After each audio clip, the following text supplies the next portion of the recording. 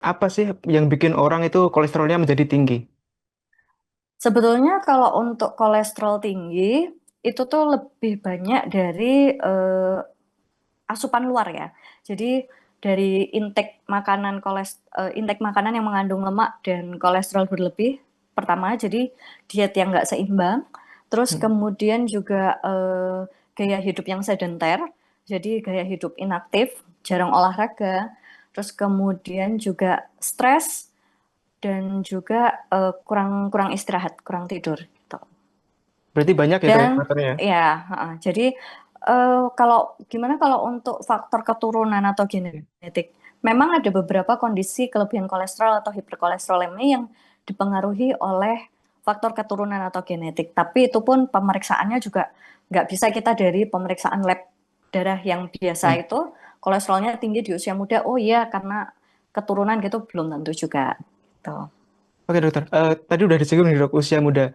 Dari pengalaman saya nih dok memandu podcast ini bersama Tribun Health itu memang banyak penyakit itu yang trennya yang dulunya diderita oleh orang tua sekarang semakin muda gitu. Apakah hal ini juga terjadi pada kolesterol tinggi dokter? Iya, iya, iya, iya. Kaitannya sama gaya hidup ya, gaya Iya. hidup yang itu tadi diet nggak seimbang, terlalu terlalu sering mengkonsumsi makanan cepat saji, ultra processed food gitu ya, terus kemudian kurang serat, kurang protein, kemudian asam lemak eh, mengandung asam lemak bebas, terus kemudian gaya hidup yang nggak aktif, jarang olahraga, itu tadi. Jadi memang perubahan gaya hidup ke arah yang lebih sedenter atau inaktif itu sangat-sangat mempengaruhi tren penyakit kardiovaskuler di zaman sekarang. Mungkin kalau dulu orang kena serangan stroke atau orang kena serangan jantung, mungkin kalau laki-laki biasanya kita tarik di faktor resikonya di atas usia 40 tahun. Iya. Tapi sekarang makin ke sini banyak yang usia 20-an, 30-an itu udah datang ke rumah sakit ke IGD dengan keluhan eh, nyeri dada dan ternyata setelah dilakukan pemeriksaan, oh dia ternyata kena serangan jantung. Walaupun mungkin dia eh, rajin olahraga atau mungkin dia nggak merokok gitu ya. Tapi itu eh, banyak faktor yang mempengaruhi. Salah satunya ya itu tadi paling banyak adalah perubahan gaya hidup yang semakin inaktif tadi. Berarti meskipun kita mungkin masih menjaga olahraga dokter, tapi di sisa waktunya itu ya rebahan aja sambil scrolling itu juga berpengaruh buruk juga ya dok ya?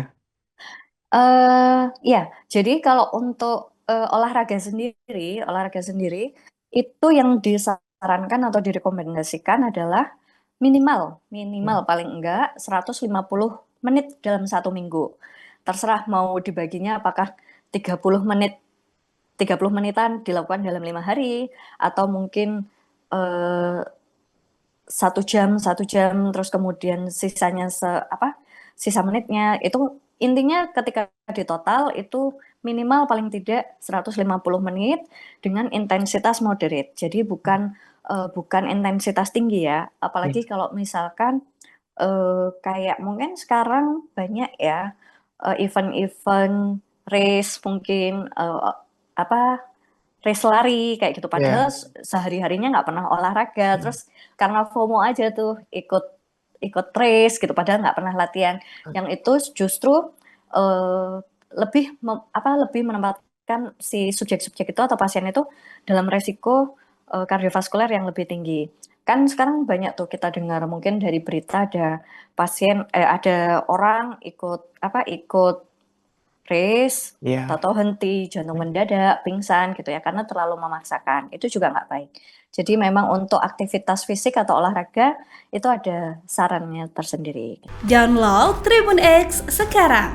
Menghadirkan lokal menjadi Indonesia.